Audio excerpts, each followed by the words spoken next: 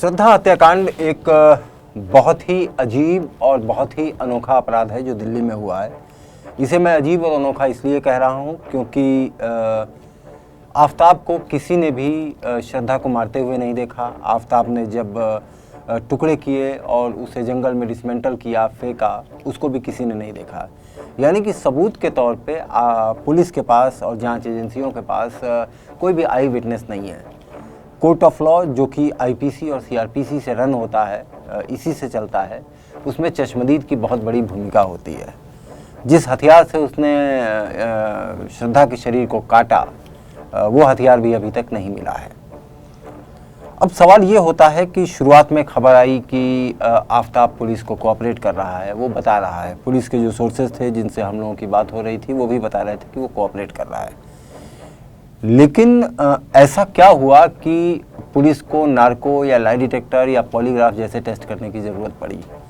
कोई भी आरोपी जब कोऑपरेट करता है, जब सारी चीज़ें खुद बताता है, तो उस वक्त पुलिस को इन सारे टूल्स की ज़रूरत नहीं पड़ती है। इनकी ज़रूरत तभी पड़ती है जब वो अपराधी या आरोपी झूठ बोलता है या डिसेप्शन करता है, यानी कि धोखा देता है।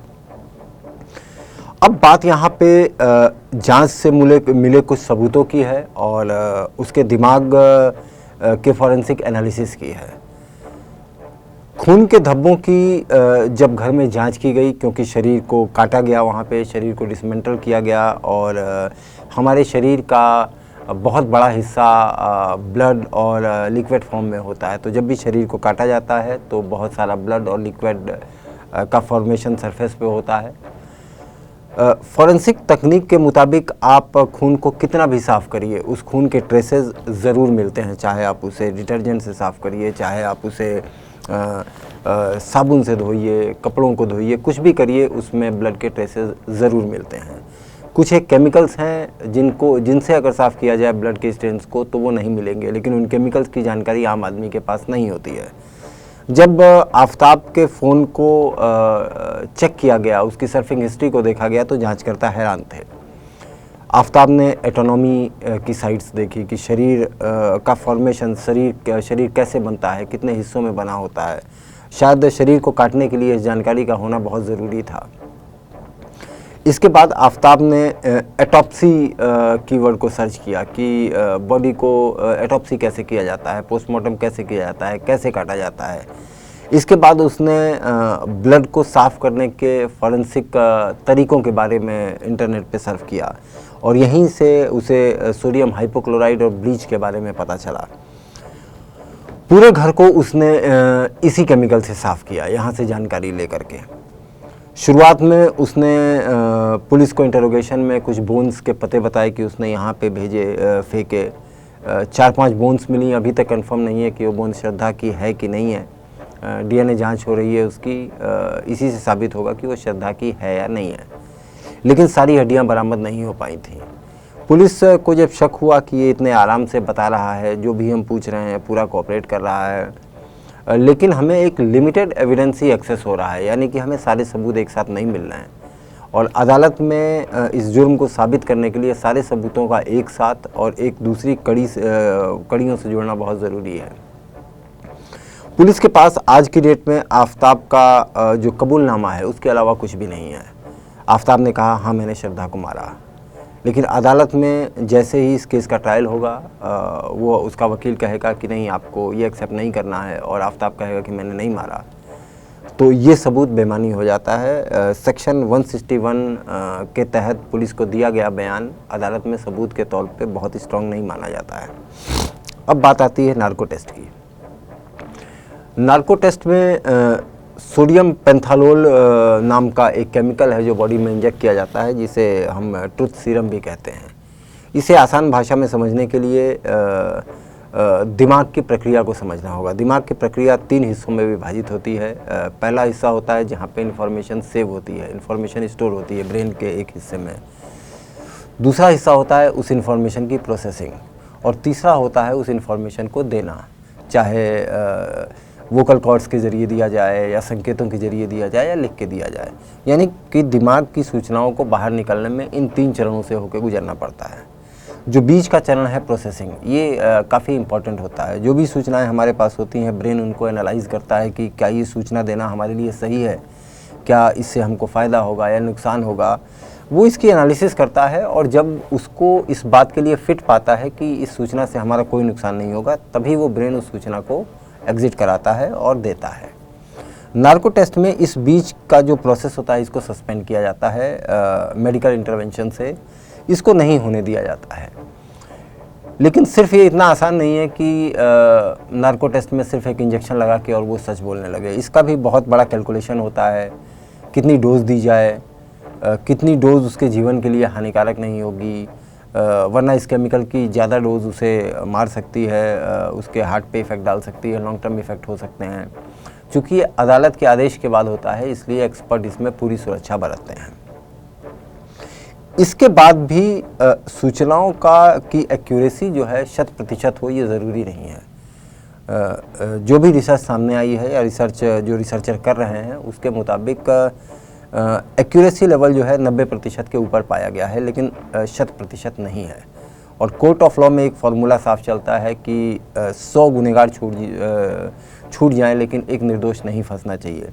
तो कोई भी एक्यूरेसी जो क्वेश्चनेबल होती है, जो पूरी तरह से परफेक्ट नहीं होती है, अदालत उसे सबूत आमतौर पे नहीं मानती है। अब दूसरा सवाल होता है कि अगर वो सबूत नहीं मानती है तो नार्को टेस्ट की इजाज़त क्यों देती है। नार्को टेस्ट आसान भाषा में आप समझ सकते हैं कि 3rd डिग्री का सब्स्टिट्यूट है। मानवीय अमानवीय होता है 3rd डिग्री, उसके सब्स्टिट्यूट के तौर पे इसे जांच की प्रक्रिया के एक हिस्से के रूप में इसको किया जाता है, ताकि वो सूचनाएं मिलें जो अपराधी या आरोपी नहीं बताना चाहता। अब नार्को टेस्ट के दौरान आफ्ताब वो बहुत सारी सूचनाएं बताने की उम्मीद बढ़ेगी, जिन सूचनाओं को उसने जांचकर्ताओं को धोखा देके अपने दिमाग में स्टोर रखा है। अभी तक वो सूचनाएं जांचकर्ताओं के पास नहीं है। जैसे श्रद्धा का स्कल अभी तक नहीं मिला है। वो वजह जो कन्विंसिंग वजह है कि क्यों आखिर उसने मारा, हीट ऑफ रेज में ये मर्डर नहीं लगता है, क्योंकि जब वो दिल्ली आए, एक दिन होटल में रुके, वहाँ उसने इसकी श्रद्धा की हत्या नहीं की। अगले दिन उसने मकान ढूंढा, उस दिन भी हत्या नहीं की। उसके अगले दिन यानी तीसरे दिन उस मकान में शिफ्ट होने के बाद वो श्रद्धा को लाया, उसने श्रद्धा को मार दिया। हीट ऑफ रेज इतनी जल्दी नहीं होता है, और अगर जल्दी होता भी है तो ये बहुत बड़ा संयोग होगा। माना ये जा रहा है कि अगर कोई लड़ाई थी, कोई झगड़ा था, तो वो होटल में ही इस जुर्म को अंजाम दे सकता था। लेकिन जिस तरह की तैयारी अभी तक उसकी सामने आई है, उसके हिसाब से ये लगता है कि शायद वो ऐसी जगह पे श्रद्धा को मारना चाहता था ताकि सबूत या तो न मिलें या बहुत देर में सामने आए। मसलन अब आज की डेट में एविडेंस के नाम पे बोन्स के अलावा कुछ भी नहीं है। अब तीसरा चरण जो फॉरेंसिक जांच में आगे बढ़ेगा, और ये पूरी की पूरी जांच फॉरेंसिक्स पे ही डिपेंड होगी, क्योंकि कोई भी आई विटनेस इस केस का अभी तक सामने नहीं आया है और ना ही है। फॉरेंसिक साइकोलॉजिस्ट जो है वो इस गुनहगार की प्रोफाइलिंग करने की कोशिश करेंगे। इसकी प्रोफाइलिंग से जो फॉरेंसिक प्रोफाइलिंग होगी, यानी कि दिमाग का इसका शेप क्या है, ये सोचता कैसे है, जो पिछले 2-3 सालों में इसकी पर्सनालिटी का फॉर्मेशन हुआ है, वो किस तरफ जा रहा है। जब इसकी प्रोफाइलिंग कर दी जाएगी, तब नए सबूतों का अंदाज़ा लगाया जाएगा कि रीजंस क्या हैं, और ये प्रोफाइलिंग भी कोर्ट ऑफ लॉ में एक एविडेंस बनेगी। फॉरेंसिक ऑन्कोलॉजी, यानी कि जो टिथ मिले हैं, जो जबड़ा मिला है श्रद्धा का, उसकी जांच होना बहुत ज़रूरी है। अब एक सवाल यहाँ पे पैदा होता है कि आखिर ये पता कैसे किया जाएगा कि ये हड्डियाँ श्रद्धा की हैं या नहीं है। पुलिस के पास श्रद्धा का परिवार है, उसके परिवार से डीएनए या तो ब्लड फॉर्मेट में या हेयर फॉर्मेट में या सलाइवा फॉर्मेट में, किसी भी फॉर्मेट में जांचकर्ता सैंपल के तौर पे लेंगे। हड्डी बोन्स जो है वो ऐसी शरीर का एक ऐसा हिस्सा है जिसका डिग्रेडेशन, जिसके क्षरण आसान भाषा में कह सकते हैं, जिसके क्षय होने यानी कि डिग्रेड होने की संभावना बहुत देर में होती है। डिकम्पोजिशन जो बाकी दूसरे हिस्से हैं, जैसे स्किन है, टिश्यूज़ हैं, मसल्स हैं, ये डिग्रेड होने लगती हैं, डिकम्पोज होने लगती हैं। लेकिन बोन्स काफ़ी बाद में, जो बोन्स की कोशिकाएं होती हैं, वो बहुत बाद में डिकम्पोज होती हैं। उन कोशिकाओं से डीएनए का स्ट्रक्चर तैयार किया जाएगा, और उस स्ट्रक्चर को इसके मदर फादर का जो डीएनए है उसके स्ट्रक्चर से मैच कराया जाएगा, और अगर ये दोनों मैच हो जाते हैं तो तभी ये पुष्ट होगा कि ये हड्डियाँ श्रद्धा की हैं या नहीं हैं। एक आखिरी ये भी सवाल है जो अदालत में जांचकर्ताओं को साबित करना होगा, जिसका जवाब फ़िलहाल जांचकर्ताओं के पास नहीं है, कि एक व्यक्ति जिसके पास कोई नौकरी नहीं थी, जब वो मुंबई में था, अचानक उसने हिमाचल प्रदेश या दिल्ली मूव करने का फ़ैसला क्यों किया।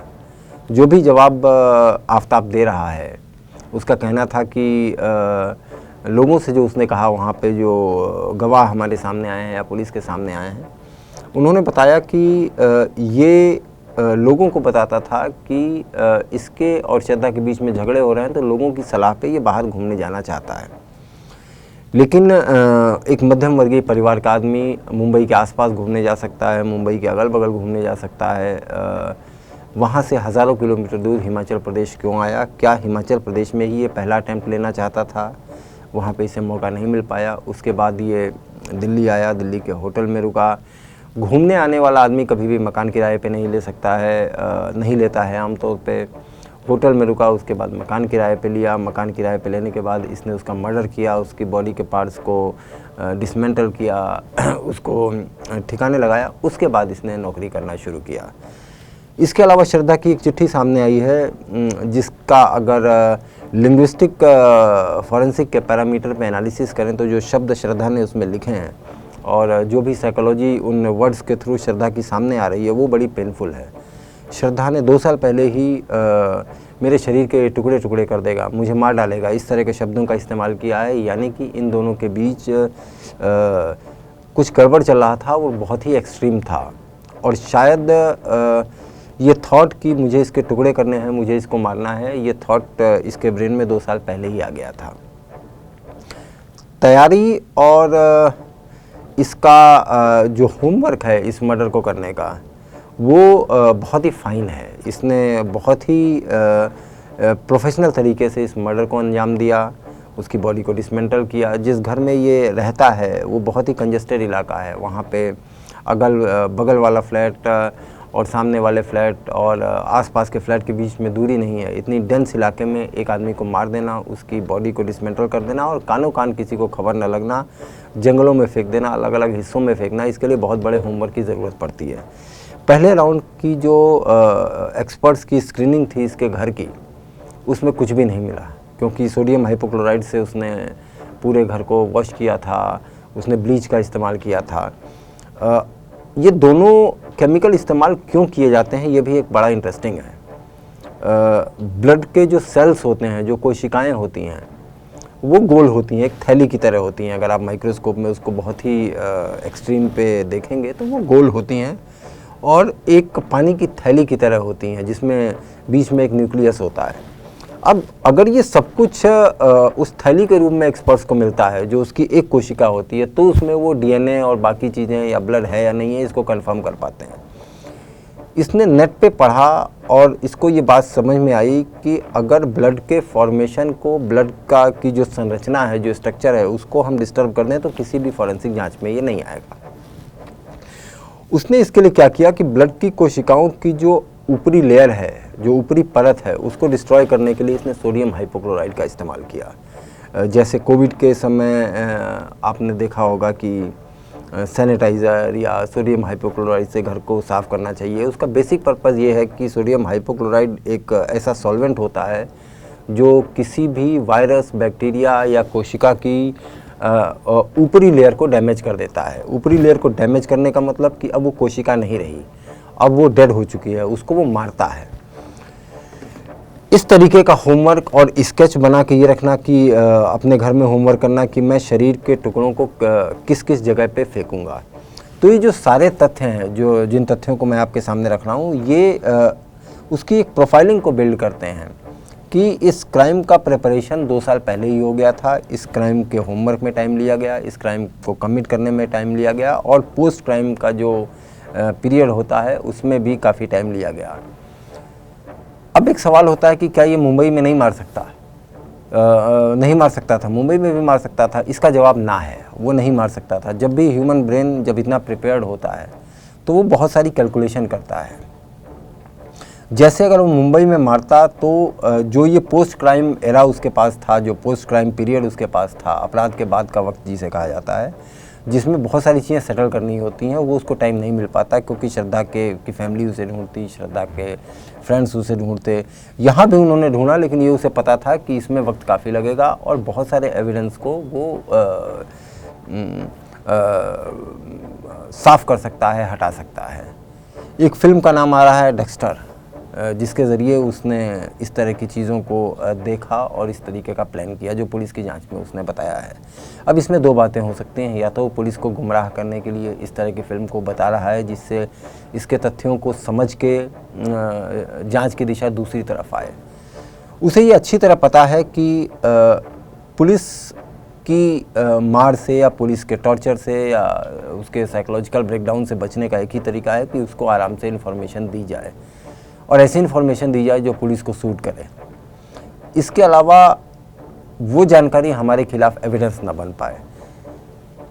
पुलिस को वो सिर्फ वही जानकारियां दे रहा है जो पुलिस को सूट कर रही हैं, पुलिस जो लेना चाहती है, लेकिन उन जानकारियों से कोई भी एविडेंस गैदर नहीं हो पा रहा है। पुलिस के सामने चुनौती ये है कि एक लड़ाई उसे उस अपराध को सॉल्व करने की है और दूसरी लड़ाई उसकी अदालत में शुरू होगी, जहाँ पे जज के सामने उसे साबित करना होगा कि इस गुनाह को इसी व्यक्ति ने अंजाम दिया है। इस तरह का ब्रेन जो 2 साल, 3 साल, 5 साल या 6 महीने पहले प्रिपेयर्ड हो किसी अपराध के लिए, वो बहुत ही एक्सट्रीम प्रिपरेशन करके रखता है। इस बात की संभावना भी जताई जा रही है कि शायद उसने इस बात का भी प्रिपरेशन किया होगा कि पूछताछ में उसे क्या बताना है या कैसे बताना है। बहुत सारे अपराध और बहुत सारे अपराधी ऐसे मिले हैं जिन्होंने पुलिस को सूचनाएं दी हैं और वहाँ से पहले से ही प्लांटेड एविडेंस को उन्होंने बरामद कराया है और ये सोच के कराया है कि ये एविडेंस चूँकि उस क्राइम से बिलोंग नहीं रखते, लेकिन पुलिस इतनी साइंटिफिक मामलों में लिटरेसी उसकी इतनी हाई नहीं होती है जिससे वो उस वक्त उसकी प्लानिंग को समझ पाए, लेकिन बाद में जब ट्रायल होता है तो वो अपराधी बरी हो जाते हैं। इस केस में पुलिस के सामने, जांचकर्ताओं के सामने और फॉरेंसिक एक्सपर्ट्स के सामने एक ऐसी चुनौती है जिसमें उन्हें इस शातिर दिमाग और इसके ब्रेन की प्रिपरेशन को काउंटर करना है, उसके प्रिपरेशन को, उसके दिमाग को हराना है, साइकोलॉजिकली उसको ब्रेक करना है। उसके बाद ही इस अपराधी को जेल की सलाखों के पीछे पहुंचाया जा सकता है, क्योंकि भारत में जो ट्रायल का प्रोसेस है वो बहुत ही फेयर है और बहुत ही स्लो है और उसकी जो फ़िलॉसफी है ये क्लियर करती है कि चाहे कितने भी गुनहगार छूट जाएं, लेकिन एक निर्दोष नहीं फंसना चाहिए। इसी फ़िलॉसफी की आड़ में बड़े बड़े गुनहगार इस तरीके की तैयारी करते हैं कि एक शक का बीज उन्हें अपराधी मानने में डाला जा सके और उसका फ़ायदा वो अदालत में उठा पाएँ।